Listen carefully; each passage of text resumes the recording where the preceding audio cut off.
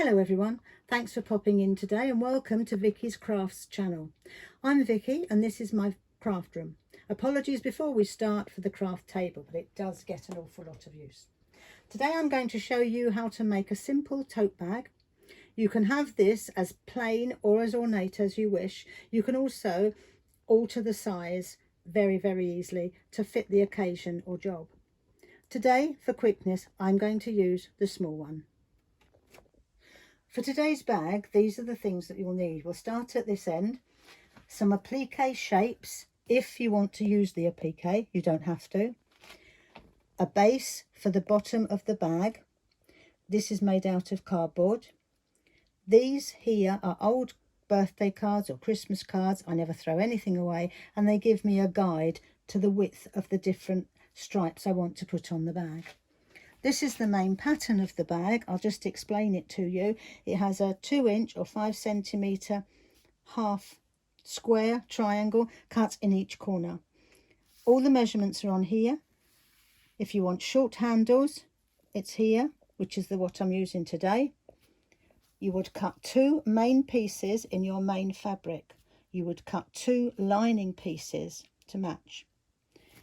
As I say, all the pattern dimensions are on here, and we'll just give you a quick close-up now so that you can see them properly.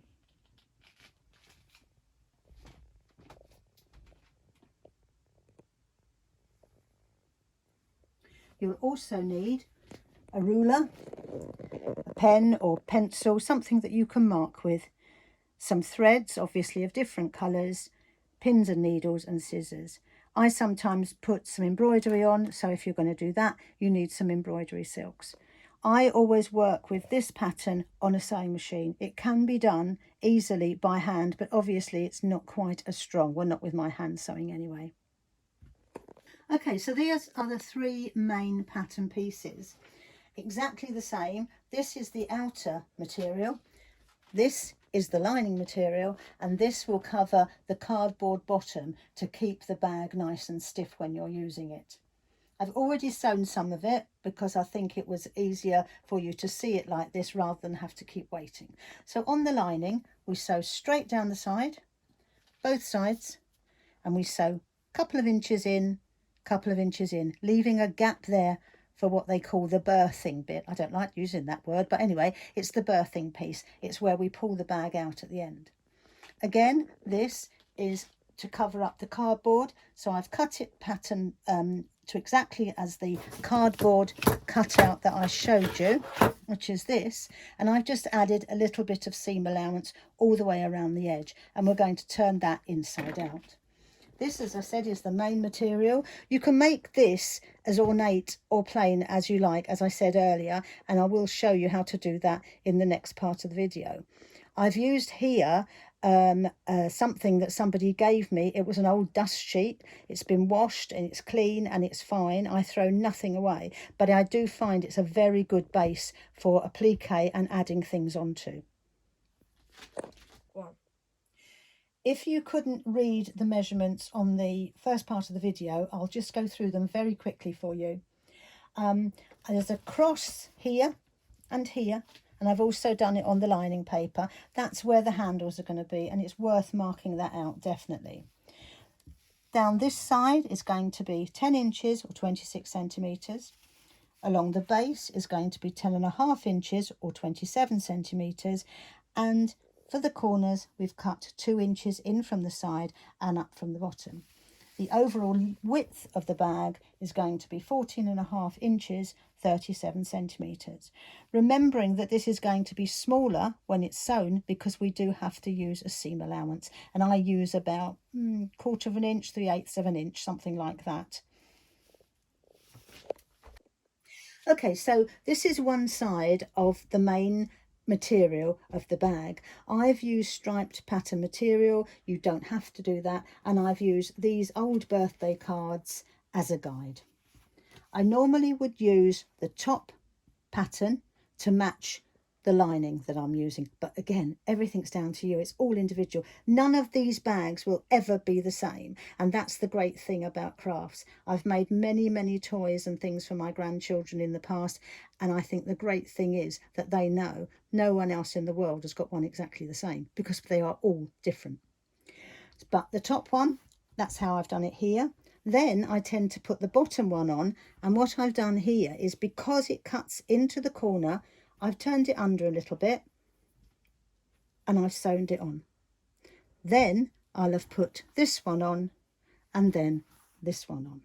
So the important thing with this is that we match.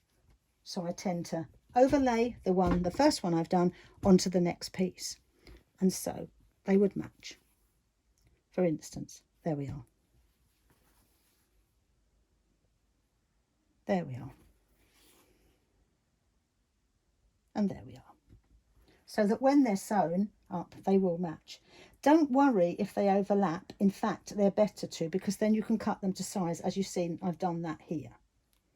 Now with your pins, pin along, all the way along, or over sew them, or do whatever you want with them, but to get them nice and flat, ready for the sewing machine. I've also used sometimes Wonder Web, which is great because it just holds them in place.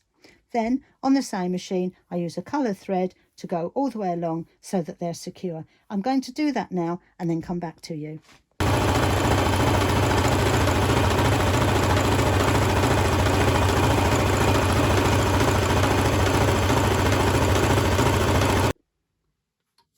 Okay, so that's done. Sorry about the noise. Can't do much about that, I'm afraid.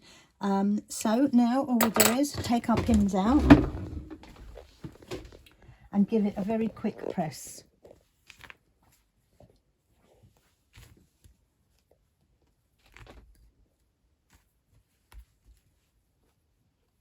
Okay.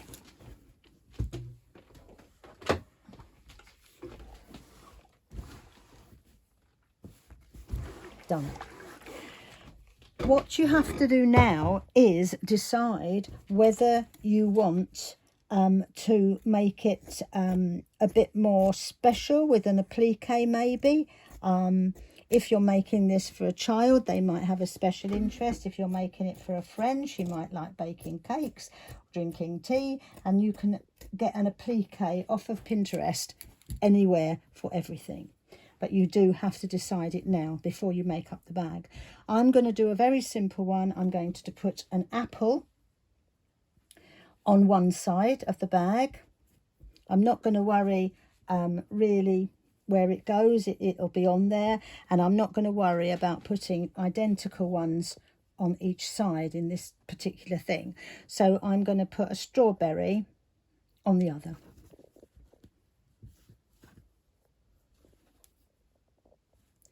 Okay.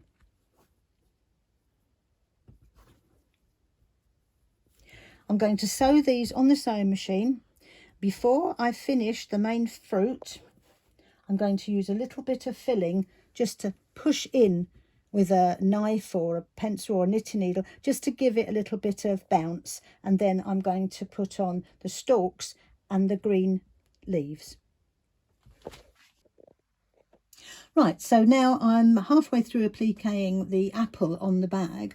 You'll see that I've done a small running stitch with some brown embroidery thread. You can also do that on the sewing machine if you want to. I actually think it makes a bit nice because it's a little bit different. And the leaf. And now I'm going to puff out the apple a little bit. And I usually use one of these wooden chopsticks because they've got a nice point but not a sharp point, so you're not going to ruin everything or anything that you've made. So just gently push in some fluff or stuffing. As I say, I waste nothing. Every time I renew pillows for our bed, I always wash these in the washing machine, dry them, and then I use the stuffing for this sort of thing, really. So once you've done that, always, just a tip, leave your needle in because it will anchor this, because this is a bit puffy and you want it to be flat. So off we go again. Sorry for the noise, but this will just finish it off, and you'll see that it does give it a nice rounded effect. There we are. I don't backward stitch at the end because I find it a much neater finish if you literally pull the threads through, and you can cut those off later or tie them or whatever you want to do, but you get the general idea. I'm now going to do the strawberry on the other side of the bag. I shan't worry to show you that because this is exactly the same principle. Okay, so now we're putting right sides together. I've sewn all the way down one side already for quickness, and I've also sewn right along the bottom. So now all we need to do is match up these edges. Now I try my best to match them. Sometimes the material moves, sometimes, as with this cloth that I'm using, it stretches when you iron it, so it can go out of sync. It's not important.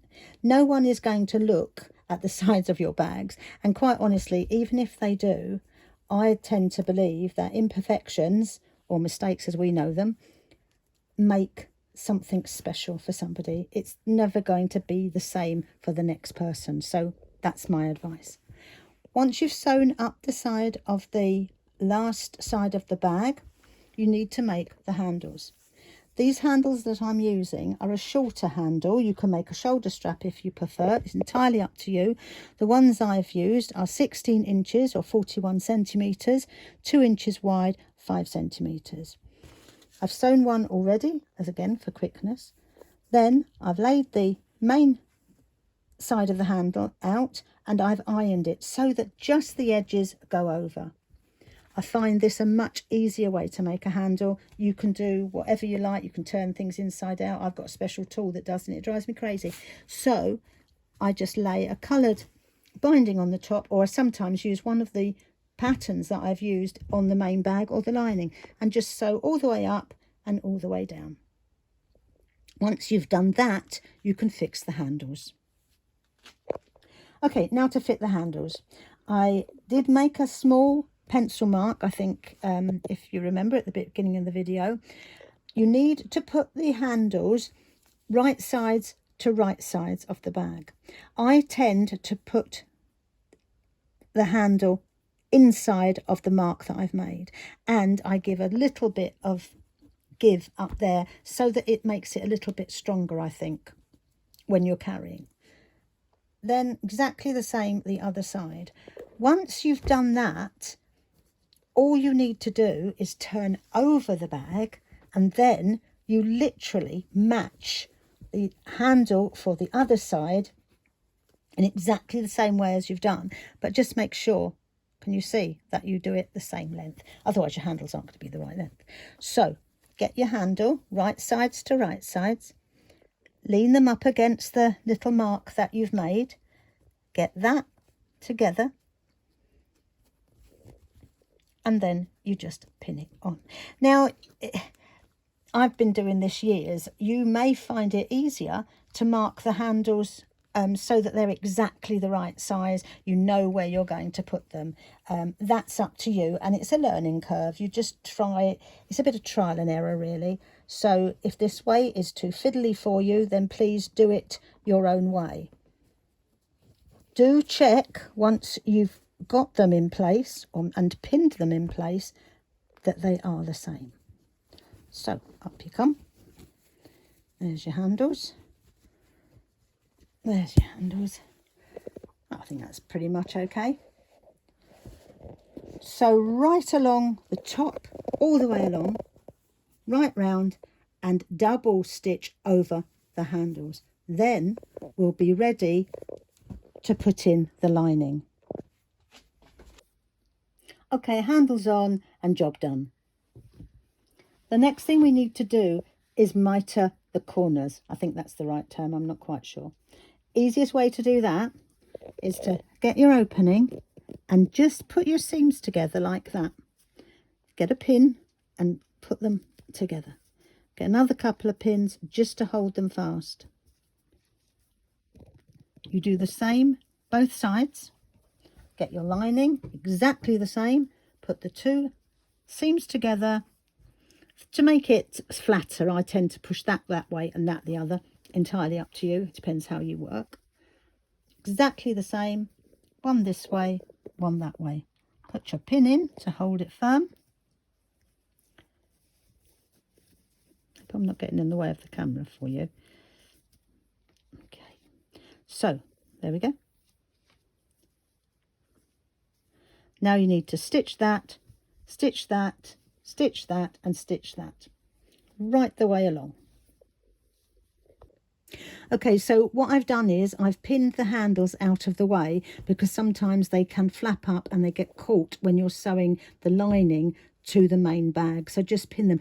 Always pin them on the outside though, because time and again I've actually pinned them the wrong way. I've used the pins inside and then I've had to take the bag to bits to find the pins. Not a good idea. So your bag is facing you the right way. Your lining is facing you this way with the seams on the outside, because we need to sew right sides together, and the right side for the inside of our bag is going to be this.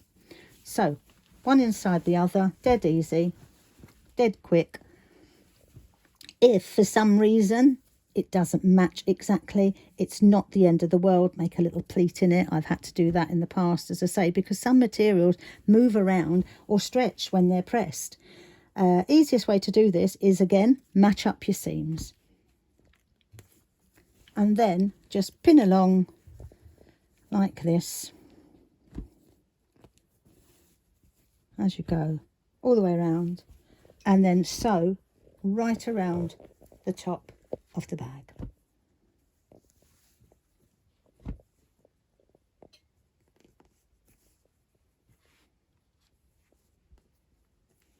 If you want to reinforce the straps again, please do, entirely up to you. Don't cut them off because, as I say, it gives you an extra bit of a hold, but go all the way around, seal the whole top. So all this is sewn now, all the way around, and it's very secure. But that's going to stay there for just a moment.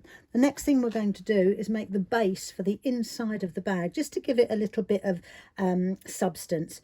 I keep all my Amazon envelope card things that come with stuff in them. I'm a great believer in reusing everything. I sometimes use a thicker, heavier duty meat tray as well. That can be used as a plastic tray. All you're doing is giving it a bit of substance. So you saw earlier that I cut round my main pattern and gave it a little edge. I've sewn all the way around it and I've turned it through the right way. All you do now is literally slide this in. If you find you've cut it a bit big, a bit small, just slice it back a little bit. Just tuck it in. I sometimes do this on the sewing machine. I sometimes hand sew it. On this occasion, for quickness, I'm just going to glue it.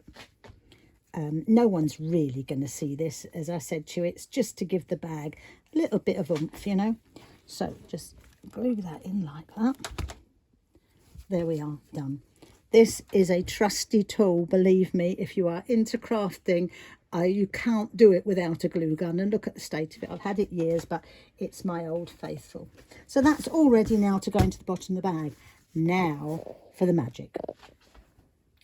You remember that we left a hole at the bottom of this called the birthing hole of the lining. Pull the lining through, put your hands inside, take out any pins that you've put in to hold down handles and things. I've already done that. Just get the bottom and gently pull it through. Don't tug and tug or else you might break a stitch. You shouldn't do, but you know. So there we go. And here's the magic. I love this bit. This is my favourite bit of sewing a bag.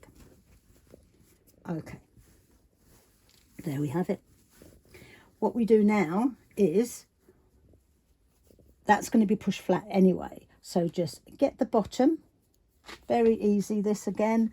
Just, you can hand stitch this. You could probably glue it actually, but I tend to do it on the sewing machine because I want it to have a little bit more, you know, a bit more substance to it. So, especially if you're using these bags for shopping, which is what I do, and was the main reason that I started making these bags. I had an accident some years ago and hurt my back, and have found that later on in life I can't lift too much. So the idea was, if I have a smaller bag, I'll put less in it and just make more trips to the car, which is great.